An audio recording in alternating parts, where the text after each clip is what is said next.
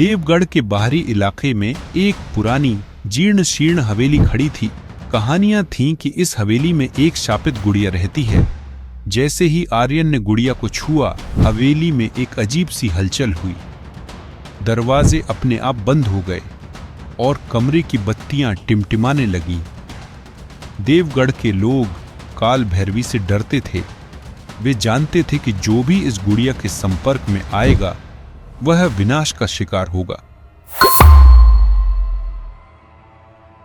हिमालय की तलहटी में बसा देवगढ़ एक शांत सुरम्य गांव था। ऊंचे देवदार के पेड़, बहती नदियां और बर्फ से ढके पहाड़ इसे एक स्वर्ग बनाते थे। लेकिन इस सुंदरता के पीछे एक गहरा रहस्य छिपा था, एक ऐसा रहस्य जो सदियों से चला आ रहा था। देवगढ़ के बाहरी इलाके में एक पुरानी जीर्ण शीर्ण हवेली खड़ी थी, जिसे स्थानीय लोग काल भैरवी का घर कहते थे। यह हवेली, जो कभी एक धनी जमींदार की थी, अब खंडहर में तब्दील हो चुकी थी। कहानियां थीं कि इस हवेली में एक शापित गुड़िया रहती है, जिसका नाम काल भैरवी था। काल भैरवी एक साधारण गुड़िया नहीं थी। यह एक प्राचीन रहस्यमयी शक्ति से भरी हुई थी, जो सदियों पहले एक दुष्ट तांत्रिक द्वारा बनाई गई थी। तांत्रिक ने इस गुड़िया में एक बुरी आत्मा को कैद कर दिया था और इसे अपनी इच्छाओं को पूरा करने के लिए इस्तेमाल किया था। जब तांत्रिक की मृत्यु हुई तो गुड़िया हवेली में ही रह गई, अपनी बुरी शक्ति के साथ। देवगढ़ के लोग काल भैरवी से डरते थे। वे जानते थे कि जो भी इस गुड़िया के संपर्क में आएगा वह विनाश का शिकार होगा। इसलिए वे हवेली से दूर रहते थे और अपने बच्चों को भी वहां जाने से मना करते थे। लेकिन कुछ लोग थे जो इन कहानियों को सिर्फ अफवाह मानते थे। उनमें से एक था आर्यन, एक युवा पुरातत्वविद जो प्राचीन कलाकृतियों और रहस्यमयी वस्तुओं के अध्ययन में रुचि रखता था। आर्यन ने काल भैरवी के बारे में सुना था और वह इस गुड़िया के रहस्य को जानने के लिए उत्सुक था। एक दिन आर्यन देवगढ़ पहुंचा।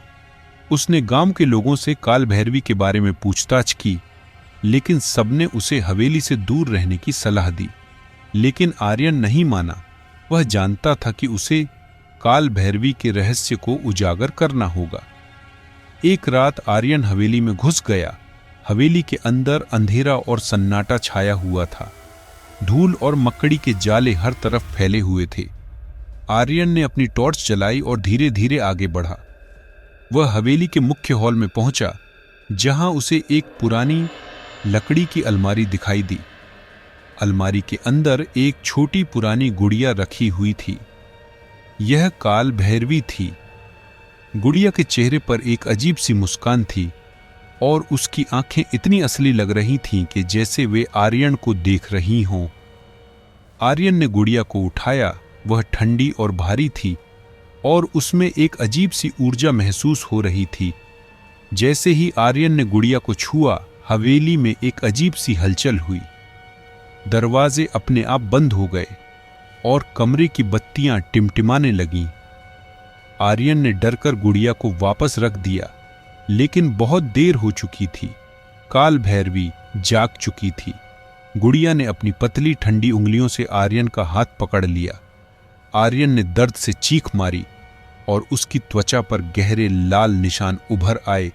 गुड़िया ने अपनी तेज आवाज में कहा, तुम मेरे हो, अब तुम कभी नहीं जा सकते। आर्यन ने गुड़िया से भागने की कोशिश की, लेकिन गुड़िया ने उसे अपनी शक्ति से जकड़ लिया।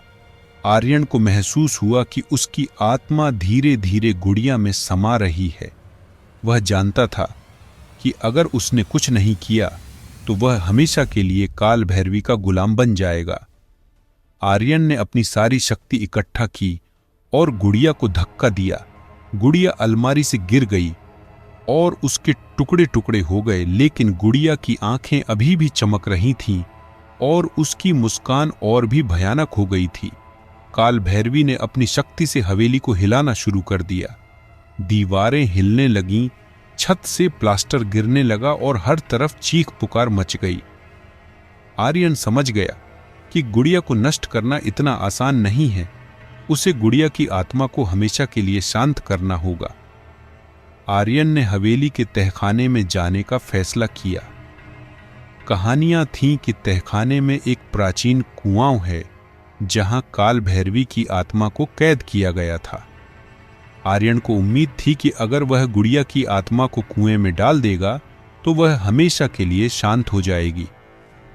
आर्यन तहखाने में पहुंचा। तहखाने में अंधेरा और ठंडा था और हवा में एक अजीब सी बदबू थी। आर्यन ने अपनी टॉर्च जलाई और कुएं की तलाश शुरू की। उसे कुआं मिल गया। कुआं गहरा और काला था और उसमें से एक अजीब सी रोशनी निकल रही थी। आर्यन ने गुड़िया के टूटे हुए टुकड़ों को उठाया और उन्हें कुएं में फेंक दिया। जैसे ही गुड़िया के टुकड़े कुएं में गिरे, एक जोरदार धमाका हुआ। कुएं से एक तेज रोशनी निकली और काल भैरवी की चीख सुनाई दी। गुड़िया की आत्मा कुएं में समा गई और हमेशा के लिए शांत हो गई। आर्यन ने राहत की सांस ली। उसने काल भैरवी के खतरे को हमेशा के लिए खत्म कर दिया था। लेकिन आर्यन जानता था कि काल भैरवी की शक्ति अभी भी हवेली में मौजूद है। वह जानता था कि उसे हवेली को हमेशा के लिए बंद करना होगा ताकि कोई और काल भैरवी का शिकार न बने। आर्यन ने देवगढ़ के लोगों को काल भैरवी के बारे में बताया और उन्हें हवेली को बंद करने के लिए राजी किया। लोगों ने हवेली के दरवाजे और खिड़कियां बंद कर दी और उसे हमेशा के लिए सील कर दिया। आर्यन देवगढ़ से चला गया, लेकिन काल भैरवी की याद उसके दिमाग में हमेशा के लिए रह गई। उसने सीखा कि कुछ रहस्य बेहतर होते हैं अगर उन्हें अनसुलझा छोड़ दिया जाए।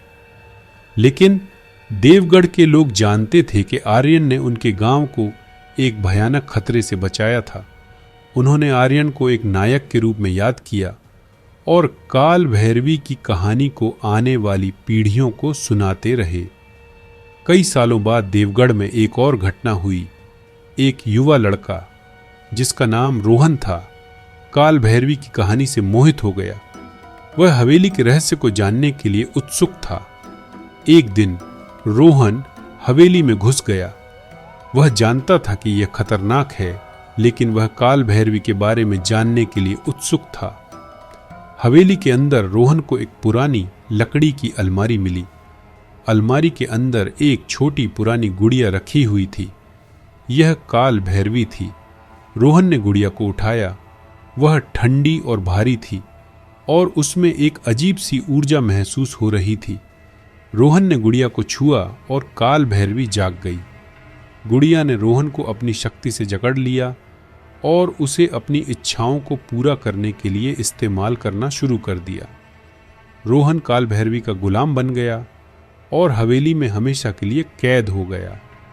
देवगढ़ के लोग रोहन के गायब होने से डर गए। वे जानते थे कि काल भैरवी वापस आ गई है। उन्होंने आर्यन को वापस बुलाया और उससे मदद मांगी। आर्यन देवगढ़ लौटा। वह जानता था कि उसे काल भैरवी को हमेशा के लिए नष्ट करना होगा। आर्यन हवेली में घुसा। वह जानता था कि यह खतरनाक है, लेकिन वह रोहन को बचाने के लिए दृढ़ था। हवेली के अंदर आर्यन को रोहन मिला। रोहन काल भैरवी का गुलाम बन चुका था और उसकी आंखें खाली और बेजान थीं।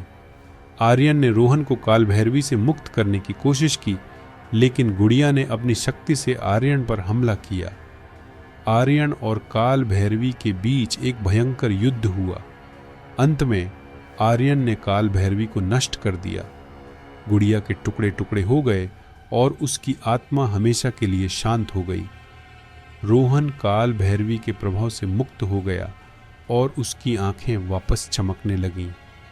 आर्यन ने रोहन को हवेली से बाहर निकाला और उसे देवगढ़ के लोगों को सौंप दिया। देवगढ़ के लोगों ने आर्यन का धन्यवाद किया और उसे एक बार फिर नायक के रूप में याद किया। आर्यन ने देवगढ़ को हमेशा के लिए छोड़ दिया और काल भैरवी की कहानी को अपने साथ ले गया। लेकिन देवगढ़ के लोग जानते थे कि काल भैरवी की शक्ति हमेशा के लिए खत्म नहीं हुई है। वे जानते थे कि वह एक दिन वापस आएगी और उन्हें हमेशा सतर्क रहना होगा। काल भैरवी की कहानी देवगढ़ के लोगों के लिए एक चेतावनी बन गई।